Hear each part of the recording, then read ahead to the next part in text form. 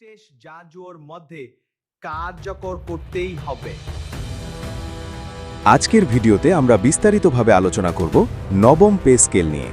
এটি বাংলাদেশের সরকারি চাকরিজীবীদের জন্য এক যুগান্তকারী আপডেট। দেশের লাখো কর্মকর্তা কর্মচারীর বেতন, পেনশন এবং আর্থিক স্থিতিশীলতার জন্য এটি খুবই গুরুত্বপূর্ণ। তাই পুরো ভিডিওটি শেষ পর্যন্ত দেখুন। প্রথমেই বলি, নবম পে স্কেল 1 জুলাই থেকে কার্যকর হবে। এটি শুধু বেতন বৃদ্ধি নয়, বরং সরকারি কর্মচারীদের পেনশন, পদোন্নতি সুবিধা এবং দীর্ঘমেয়াদী আর্থিক নিরাপত্তা নিশ্চিত করবে। চলুন ধাপে ধাপে দেখি নতুন পে স্কেল কেমন হবে। 1. জুনিয়র অফিসারদের বেতন। বর্তমান বেতন অনুযায়ী জুনিয়র অফিসারদের বেতন প্রায় 20,000 থেকে 25,000 টাকার মধ্যে হয়। নবম পে স্কেলের পরে এই বেতন প্রায় 30,000 থেকে 31,000 টাকা হতে পারে। এটি প্রায় 50% বৃদ্ধি। এর ফলে নতুন চাকরিজীবীরা আর্থিকভাবে কিছুটা সচ্ছল হবেন। 2. মধ্য পদমর্যাদা অফিসারদের বেতন। মধ্য পদমর্যাদা অফিসাররা বর্তমানে প্রায় 40,000 থেকে 50,000 টাকা বেতন পান। নতুন পে স্কেলের পরে তাদের বেতন হতে পারে প্রায় 76,000 থেকে 90,000 টাকা, যা প্রায় 90% বৃদ্ধি। এর ফলে পরিবারের জীবনযাত্রার মান অনেক উন্নত হবে। 3. সিনিয়র বা উচ্চ পদস্থ কর্মকর্তাদের বেতন। সিনিয়র কর্মকর্তাদের বর্তমান বেতন প্রায় 80,000 থেকে 1 লক্ষ টাকা।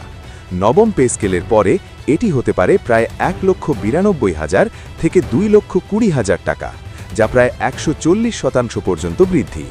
এটি সরকারি চাকরির গুরুত্ব অনেক বাড়াবে এবং অভিজ্ঞ কর্মকর্তাদের আর্থিক নিরাপত্তা নিশ্চিত করবে।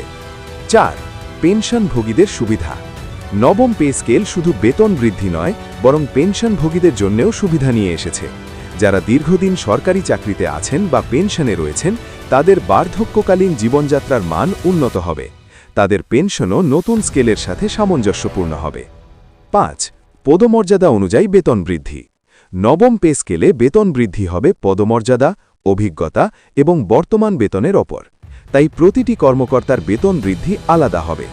জুনিয়র অফিসার 50% বৃদ্ধি, মধ্য পদমর্যাদা অফিসার 90% বৃদ্ধি, সিনিয়র অফিসার 140% পর্যন্ত বৃদ্ধি।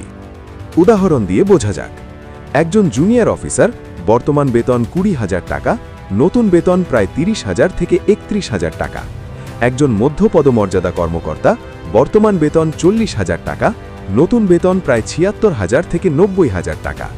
একজন সিনিয়র কর্মকর্তা বর্তমান বেতন 80,000 টাকা, নতুন বেতন প্রায় 1,92,000 থেকে 2,20,000 টাকা।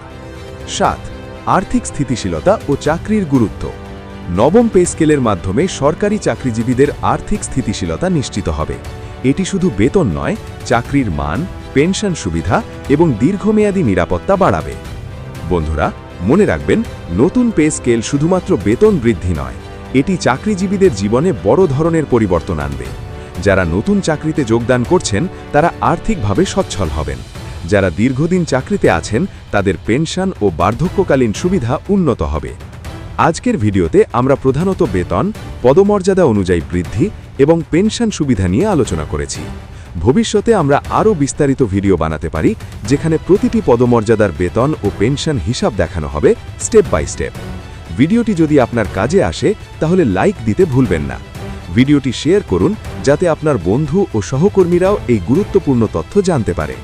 নতুন আপডেট পেতে আমাদের চ্যানেলটি সাবস্ক্রাইব করুন।